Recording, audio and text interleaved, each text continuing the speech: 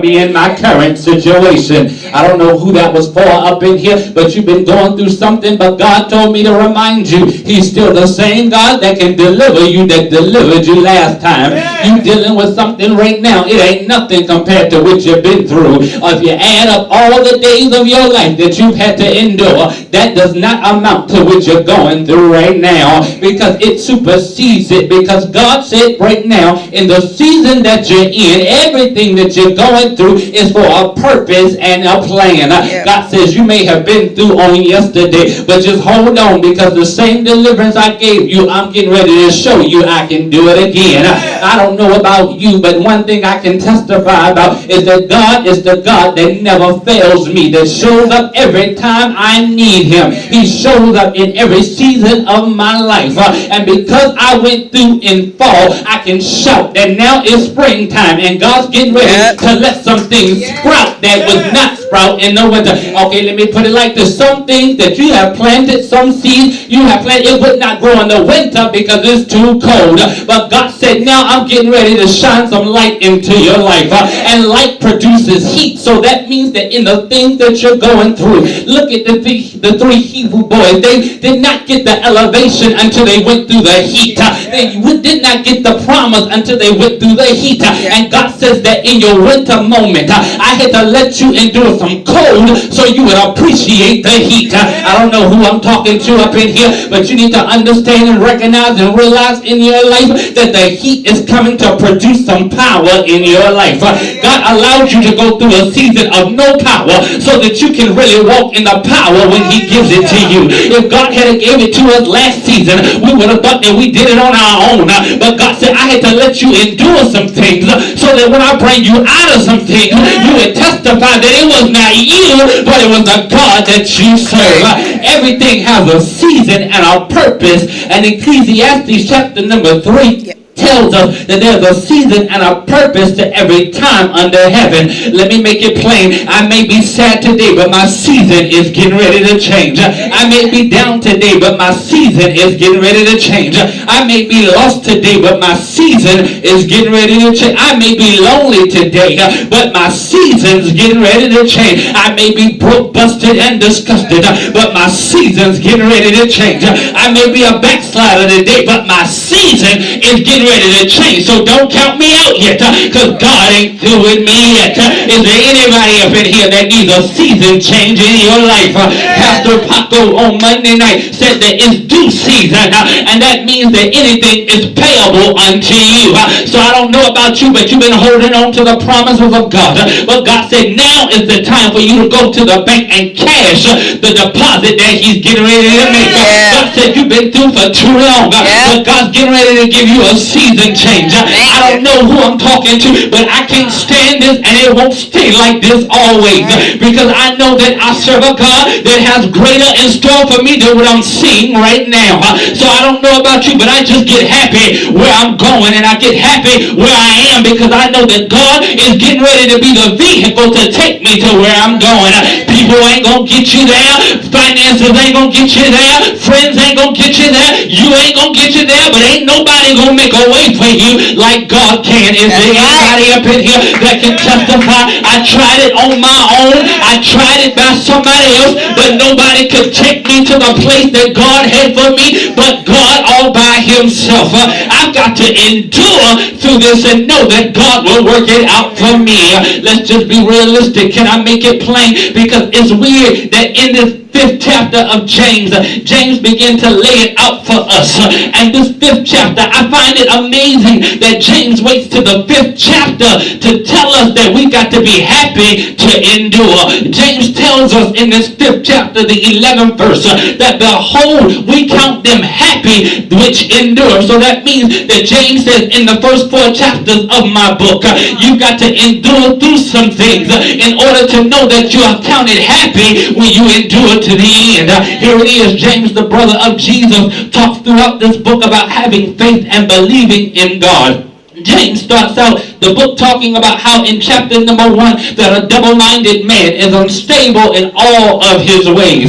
In other words, James understood that you can't make it into the kingdom not knowing who you are or who you want to serve. I believe that James and Joshua had a conversation. You know James, the brother of Jesus, but you know Joshua, the one who led the children of Israel into Jericho. I believe that they had a conversation, and Joshua told James, as for him and his house, they were going to serve the Lord. And Joshua said, you are not going to live in my space and not serve my God. James got deep with Joshua and said, Joshua, wait a minute. I believe that we can take it a little further. James told Joshua, he said, well, how about the people that are living in themselves and not knowing who they want to serve? You living in yourself and you praising God when things are going right, but at the moment that things don't go as you thought they should go, or the moment that things go wrong, you're ready to denounce God and go back to the world. James said a double-minded man is unstable in all of his ways. It's hard to keep one mind straight when serving God. So how do you think you can keep two minds straight at the same time? The only way to not be unstable is that you've got to have the word to be a doer and not just a hearer of the word. In chapter number 2, James teaches us that faith without works is dead.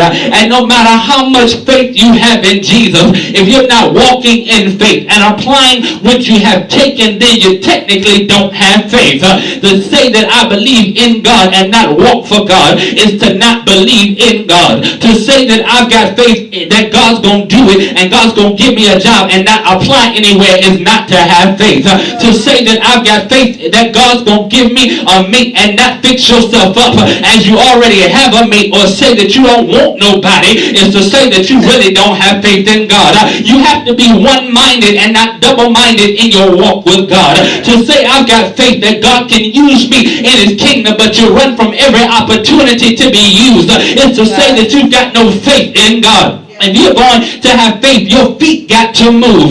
James leads us out of chapter number 2 and go into chapter number 3, teaching us that wonderful lesson that our tongue is a deadly weapon. No tongue can the man tame. Why is it that the smallest part of our body can carry the greatest damage? The tongue can kill, and that's why the Bible states that death and life is in the power of the tongue. Who have you killed this week because of your tongue? We've got to be careful that we don't find ourselves doing the same thing that we get upset at other folk for doing. Chapter number 4 leads us into the fact that James gives us the life lesson that the devil won't leave you alone until you learn how to submit to God. James says, submit yourselves therefore unto God. Resist the devil and he shall flee. So I got a question to raise this morning. If I submitted myself to God and resisted the devil, then he's got to flee. So why am I going through what I'm going through? Could it be that God is the one taking me through it and not the devil? We spend so much time blaming stuff on the enemy. The devil made me do it. The devil had his way with me. The devil keep messing with me. But every now and then you gotta do a check for a moment. If I submitted myself, if I resist the devil, then maybe it ain't the devil that's doing it, but God's got to take me through some things for me to understand the power of his anointing. To take me through some things to understand that God can and God will. To take me through something. If I'd never been through anything, then I wouldn't know that God could make a way out of no way. If I'd never been through any sickness, then I wouldn't know that God is Jehovah Rapha, our healer. If I never needed anything, then I wouldn't know that God is Jehovah Jireh, he's our provider. If I'd never been through anything, I wouldn't know that God would never leave me nor forsake me. I don't know who I'm talking to up in here, but one thing you got to understand is that sometimes you're going through something for the power and the anointing of God. You got to understand that the anointing is not free. Salvation is free, but the anointing you got to pay a price for. And I'm going through what I'm going through. Why is it that you feel like your back is up against the wall? It's because God's trying to give you the anointing. Why do you feel like you're running into obstacles here, there, and everywhere? It's because God's getting ready to give you the anointing. Why do you feel like everybody's turning their back on you and nobody will support you in your endeavors? It's because because God's getting ready to give you the anointing. Why do you feel like folk talking about you behind your back but praising you in your face? It's because somebody's getting ready to give you the anointing. Why do you feel like you're being crucified here, there, and everywhere? It's because God's getting ready to show you they crucified me, but I rose with all power. And God's getting ready to give you the anointing so that you can destroy every yoke that comes into your life. I don't know who I'm preaching to up in here, but one thing I can thank God for is that even in my ups and my downs, I'm still happy because I know that God will show up and show out. Here it is. James says that God's got to take us through some things to receive the power of the Holy Ghost. Here it is. Happiness is the truth. The song says, if I can walk through some of the lyrics for a moment. Pharrell says, happiness is the truth. And I believe that Pharrell doesn't even know it, but he becomes prophetic in this song.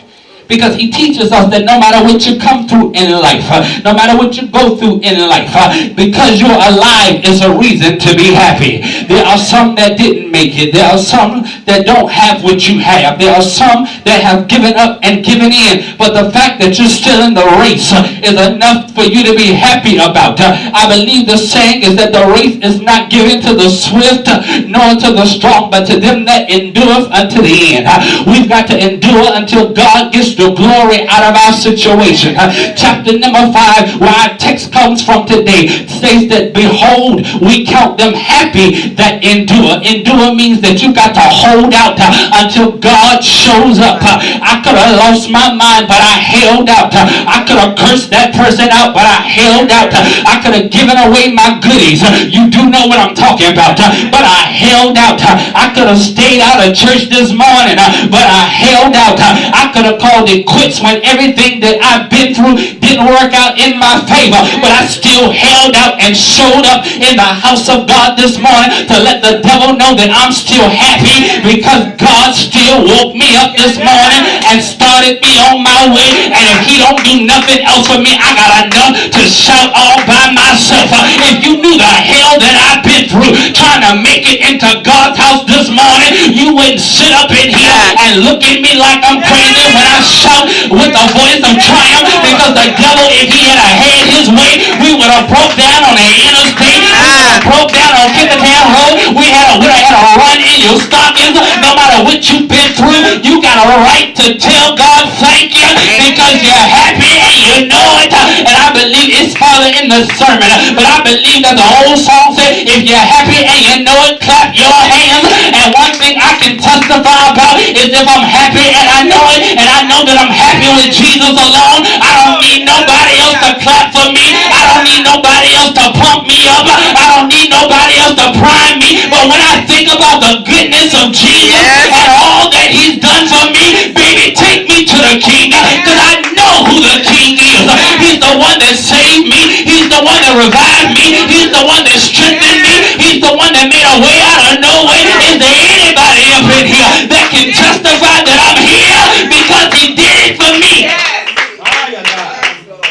I won't give up because I know that God has something better in store for me. I won't give in because I know that God has something greater in store for me. I won't go back because I know that God has something greater in store for me. And because he does, I can be like the song says, I'm happy, y'all. I'm happy because I know that I serve a God that has great things in store. Is there anybody up in here that can shout, I'm happy? Pharrell says it in the song. Clap along if you feel like a room without a roof. I'm clapping because God is a God that can blow the roof off because of my praise and my worship. And the fact that God is a God, y'all. He says I'm clapping because it's like a room without a roof. And I know that if this building didn't have a roof, I could reach up to the sky. But because I've got a ceiling and a roof, I got limitations on how high I can go. But if I'm living in God, and God is the God that can blow the roof off, then there's a God of no limits, y'all. And I can testify that I thank God that he didn't put limitations on me, but I can do anything that I put my mind to. As long as long as my mind stayed on Jesus. I don't know who that's for up in here, but God said take the limits off because you've been limiting yourself. I can't get that job over here because I don't have the qualifications, but you know how to do the job.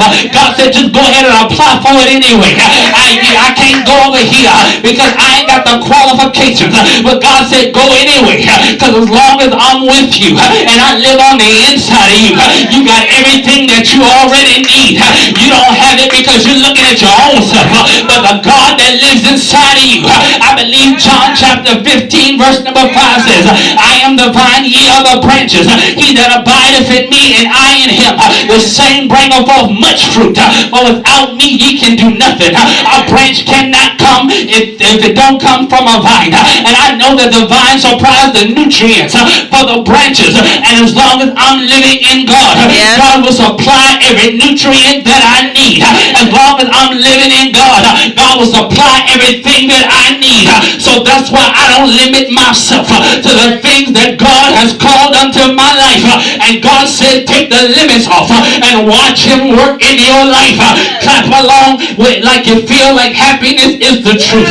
I'm clapping because I know that I can be happy because the word of God, the truth of God will set me free and no more chains will be holding me. I wish some folk up in here didn't mind having a breaking every chain spirit. I'm breaking the chain of oppression. I'm breaking the chain of depression. I'm breaking the chain of regression. I'm breaking the chain of brokenness. I'm breaking the chain of double-mindedness. I'm breaking the chain of being broke because I know that God will put me back together again.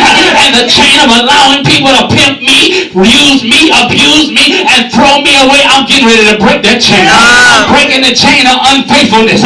Some things today gotta be broken, and it ain't gonna be broken until I'm happy with Jesus and happy with Jesus alone.